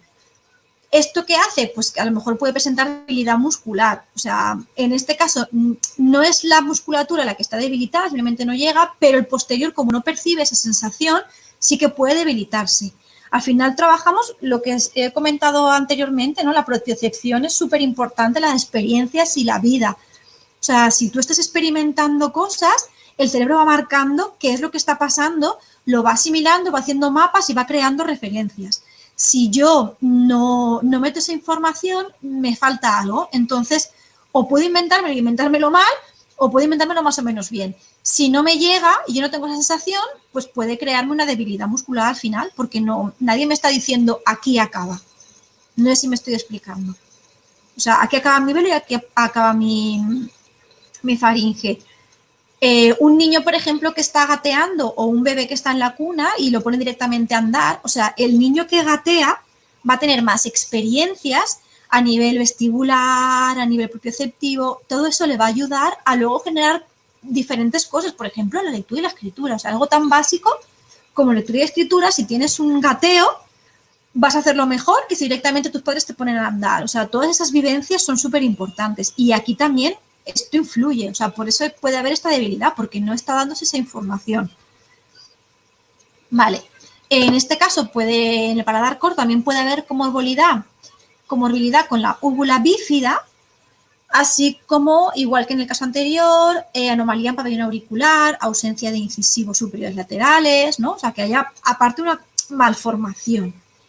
Y es una etiología que suele ser congénita. O sea, en este caso puede haber no tiene por qué haber un mal hábito, simplemente ya ha nacido con ese velo, entonces no puede hacer una funcionalidad. Su funcionalidad propia es adecuada, pero no llega a ejercer la función para la que debería hacer, ¿no? O sea, para la que está asignado. ¿Qué sucede, por lo tanto, con esos paladares cortos? Pues que hay un gran escape de aire nasal durante el habla, no llega a cerrar, obviamente se sale todo el aire por arriba. Por lo tanto, el habla es nasalizada. Incapacidad del soplo, o sea, yo voy a echar el aire y se me sale por arriba sin querer, por lo tanto no voy a tener ni la potencia ni la fuerza adecuada para hacer un soplo que sea eficiente. La respiración también puede ser inadecuada porque al final entra y no hay nadie que le diga por dónde tiene que pasar, o sea, directamente pasaría cavidad oral. Y la articulación, pues están alteradas las posteriores básicamente, o sea, la K, la G, la J, todas las que van atrás o el resto de fonemas por falta de flujo de aire. O sea, si yo voy a hacer una S y se me va la mitad de aire por arriba, mi S se va a quedar a mitad. ¿Vale? No va a ser lo funcional o buena que podría ser porque mi flujo de aire no es el adecuado por más que lo intente, se me escapa. O igual la primera sí, pero el tercer fonema ya no me queda aire porque se me ha ido todo por arriba. ¿Vale? ¿Más o menos claro, chicas?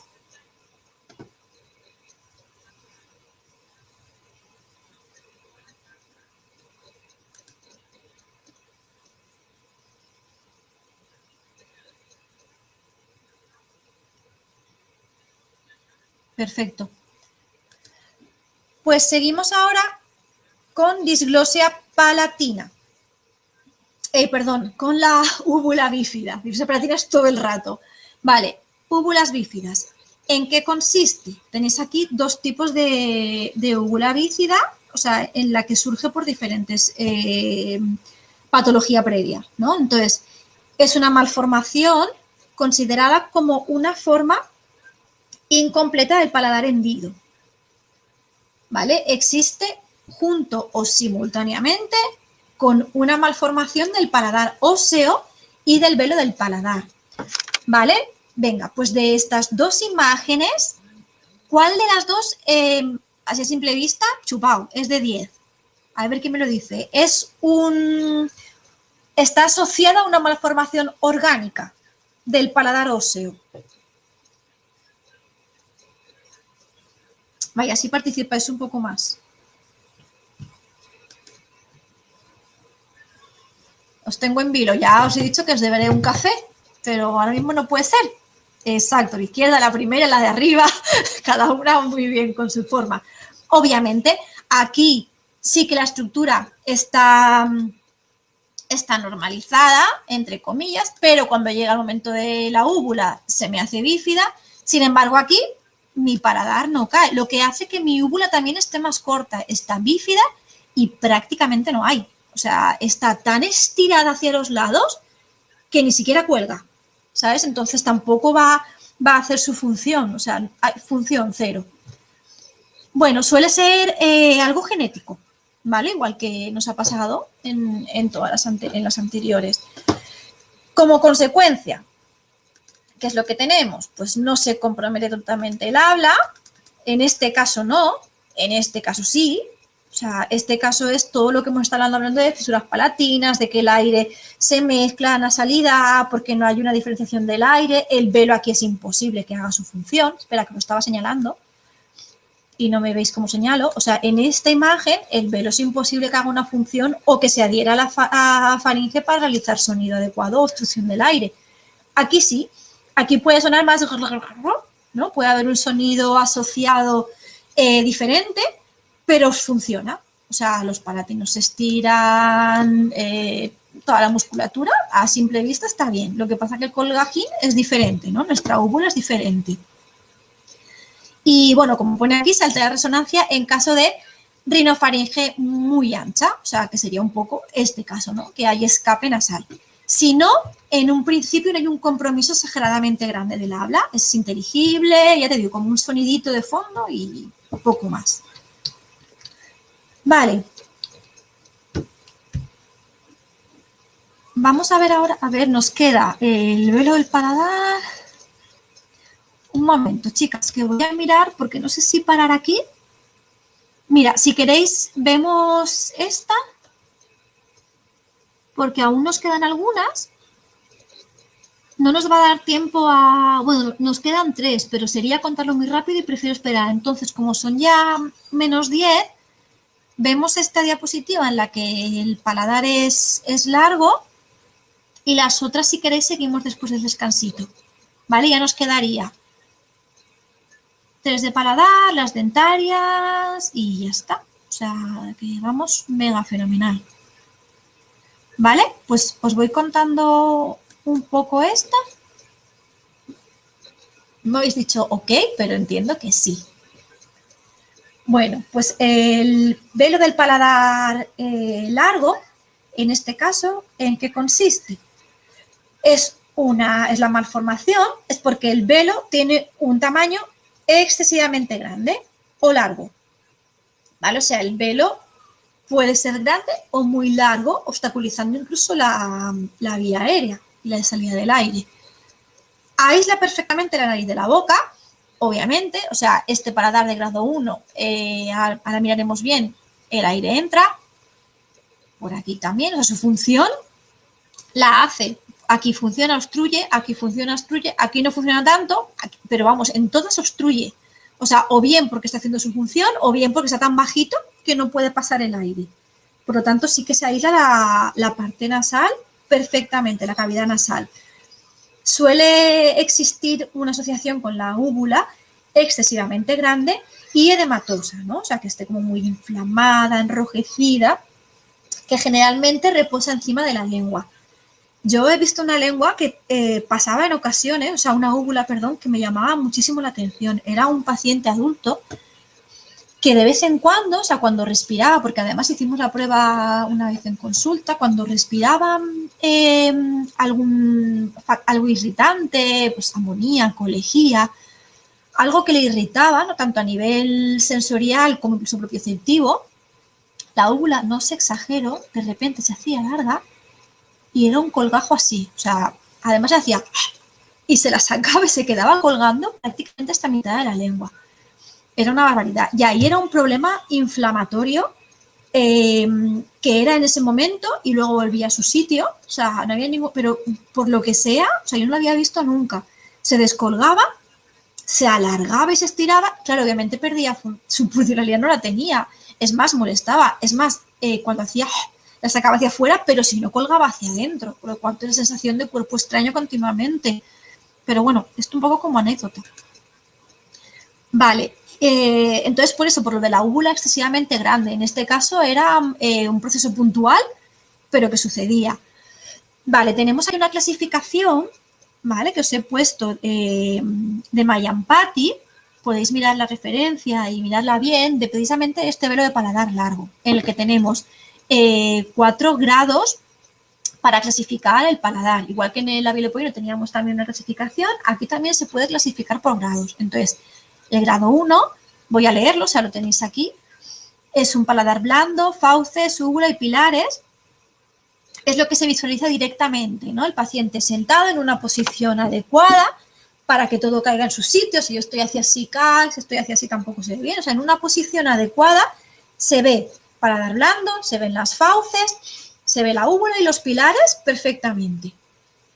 Esto en una imagen laringoscópica, perdona, que no os he comentado. O sea, bien sentado, imagen laringoscópica. Por lo tanto, en sentado se vería todo esto. Con una laringoscopia se ve toda la glotis sin problema. O sea, cuando tú entras, se ve toda la glotis tal cual. O sea, no hay algo que obstaculice o que haga que no se pueda ver. En el grado 2 está el paladar blando. O sea, lo que se ve sentado con la boca abierta es paladar blando, fauces y úvula. O sea, se ve blando, fauces y úvula. Los pilares ya no se ven tanto. ¿Veis que están ya como un poco tapados? Ahí ya no se ven tanto. Y con una imagen de laringoscopia se ve la comisura posterior. No, aquí no se ve esa imagen, pero bueno, la que vais a ver vosotros va a ser esta en todo caso. Porque no tenemos herramientas ni la facilidad como para ir y que nos hagan una laringoscopia que nos permitan estar presentes, ¿no? Todavía nos queda mucho por hacer para eso.